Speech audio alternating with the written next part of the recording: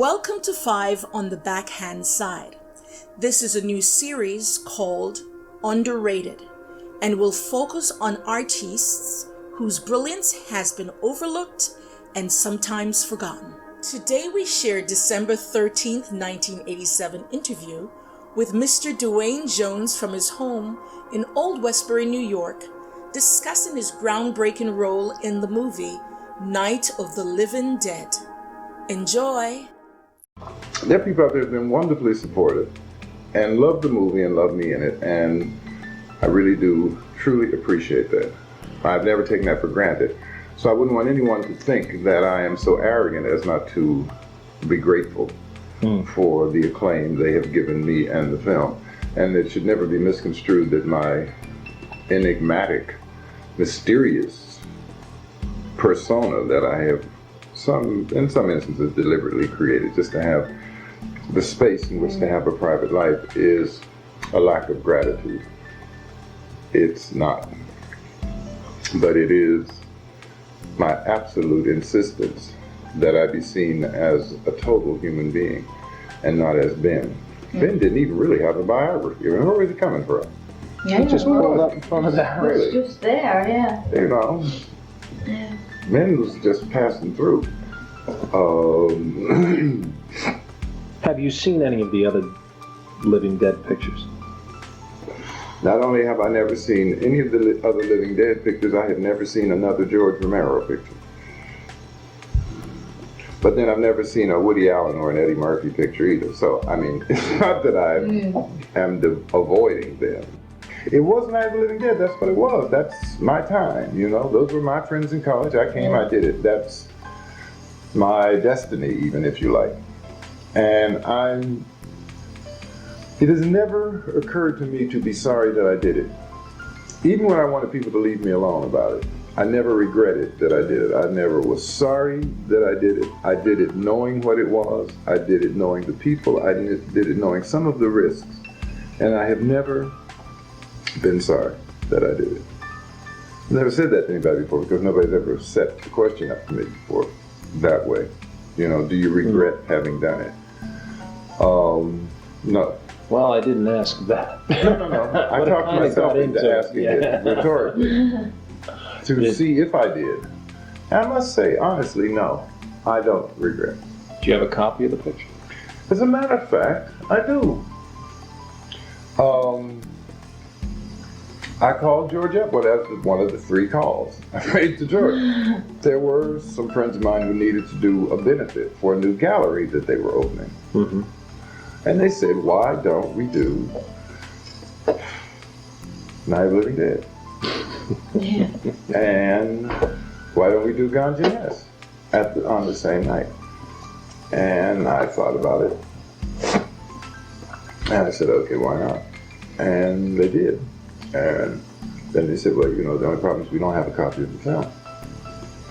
And I said, well, you know, interestingly enough, neither do I.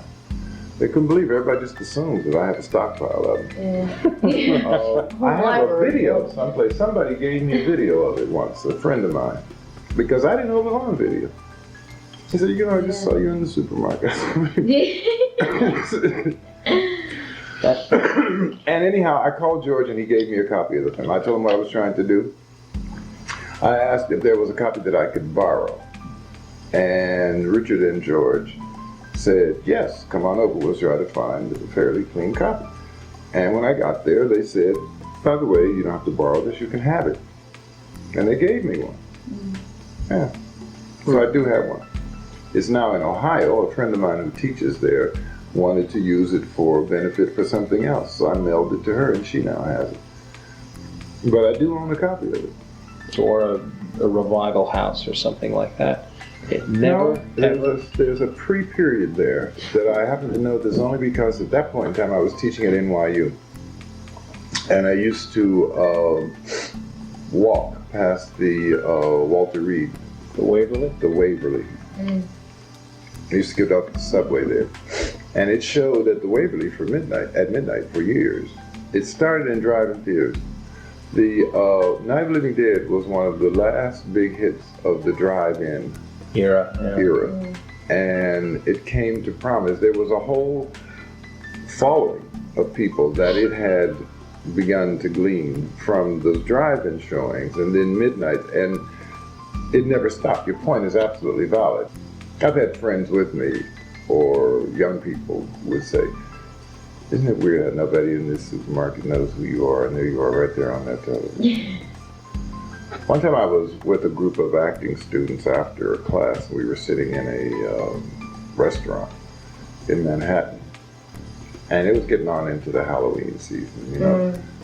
And two of the kids were sitting across the table from me, and I looked up on the at the television and realized that the movie being shown was Night of the Living Dead. And so I glanced at it for a moment, and we went on talking, and I guess I kept glancing at it too often because eventually they followed my eyes to see what I was looking at, and they watched, they turned and looked at the television, and they, did not recognize that it was me. And then when one of the students did identify that that was me, the other two argued that it was not. So we left it at that and went on talking. We just left it at that. I left it hanging in the air. Well, I mean, that sounds cute on one level, but it was the easiest way to resolve it, was to leave them. One said, that's an interesting actor. Well, it looks like somebody else's. Is it Billy D? Is it Bobby D? Right. Whatever happened to him? I was sitting across the table from him. Oh my God. That must have blown you out of the water. It's hysterically funny. That was not that long ago, and by that point, you know, so many different peculiar things had happened, you know, in association with my connection with that movie, that was just another in a long list of rather amusing anecdotes about it. But you know, I have heard interviewers, musical historians, and people talk to the Chantels and the Shirelles and people from the heyday of so-called rhythm and blues and rock and roll. And they give you the same kind of vague stuff that I'm giving. Well, yes and no. I mean, you know what I'm saying? I understand where they're coming from. Yeah, I mean, I couldn't be so unrealistic to say that I don't know that you are sitting here interviewing me, and I don't fully appreciate how all of that came about over these years. But after the interview, I mean, it will linger. It will occur to me, but I'll probably spend more time thinking about the fact that I haven't decided what I'm going to give my mother for Christmas. You know what I'm saying? My mind will go to very real, everyday kinds of thoughts. Yeah. And that thought will probably not recur to me many times. And I'm happy to say that I have forged a life for myself where it does not have to occur to me, because by now, most people who know me and live in the same environment that I do know to leave me the hell alone about it, that I just am not going to. Two very close friends of mine happened to see it for the first time, two new friends actually from this current job, and I have sat at these people's dinner table, we have gone to the theater together, I mean, we go shopping for things together, we go to boot sales and Botticelli's together, and all of a sudden they knew that I was in this movie, and somehow they wanted to readjust something or talk about it, and I just looked at them and went right on. You know, they have to work that out. I don't allow anybody to lay on me that I have to work out their feelings about the movie or my participation. They have to work that out. And they got the picture, and they haven't mentioned it again since. You know, they tried to do a little, well, you know, when you were making that movie, they tried to take me through. This is going to sound really, well, I don't care how it sounds actually, because it's the truth. No hypocrite. No hypocrites in this Similar to something that Judy told you, isn't it? But as a matter of fact, that movie was made, I mean, it's been out 20 years now, you know? This is the anniversaries. That's correct. There are, as clever as Americans and human beings in the audience can be, there are very few new things anybody has brought me to think about with regard to that movie from seeing it. Mm-hmm. Do you understand what I'm saying? The questions take on a remarkable predictability of what people want to talk about. And if you let your mind go into that groove that you just keep talking about those same things over and over and over for 20 years, you would surely go quite batty.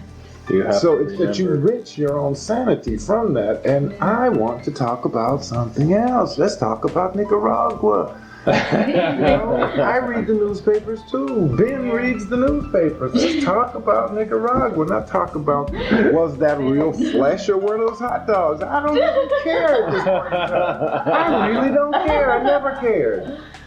I don't give a shit what that was. But you can't say that to people. No. They think you're putting them off. Were those real? I don't know. And I don't care. I never cared. But I can't believe that you don't care. I've always thought also that the years that one of the fine things in that movie that people rarely discuss, to me, is the editing. How slickly edited it is. That's as much due to the attributable to the success of that movie as anything. And those fellas had been making commercials in Pittsburgh for several years, and some of the best editing in the world goes on.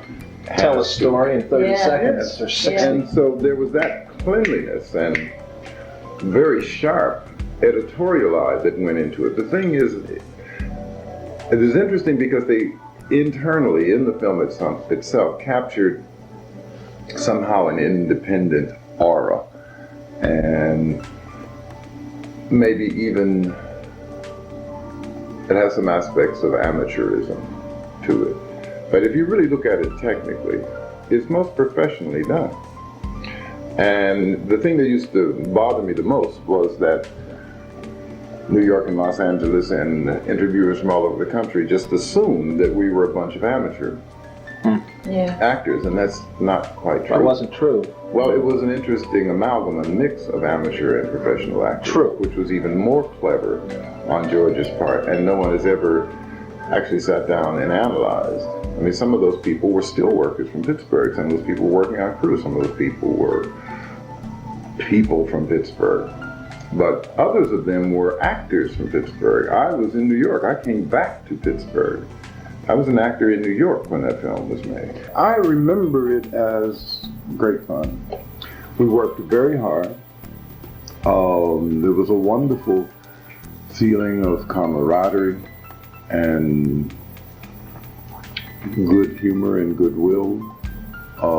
They were very considerate people to work for. You never felt that you were being abused or misused.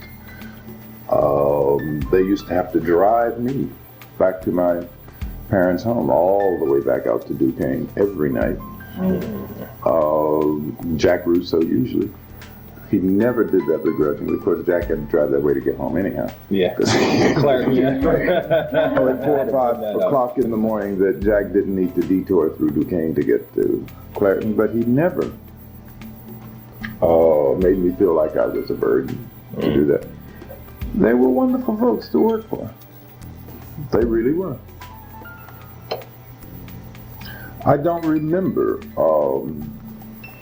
I guess because everything was so pleasant that one of the things that sticks out in my mind is a moment that was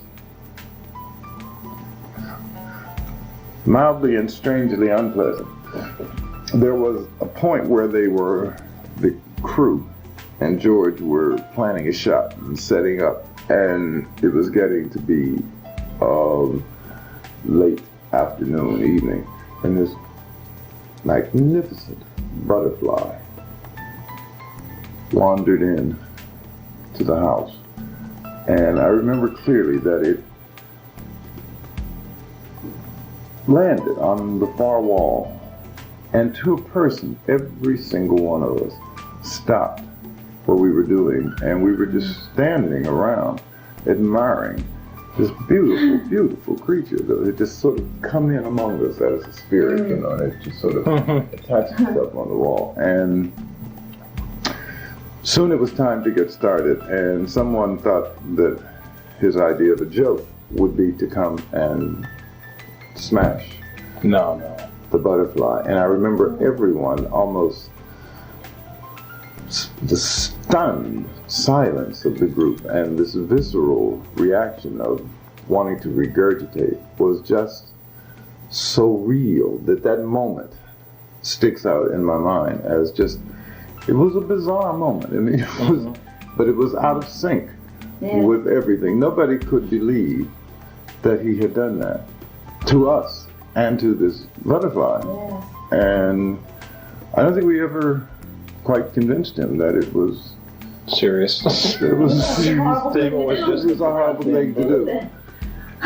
That sticks out in my mind. The only other person that I knew was Betty. Betty used to remember that all the time. She's talking about it all the time. Do you remember the day he smashed the butterfly? And of course I really did. We were just in awe. It was actually maybe not a butterfly. It was a huge moth. Have you ever seen Yeah, wonderful the big ones, moth? This magnificent thing just fluttered in. And so it just stopped on the wall for all of us to admire.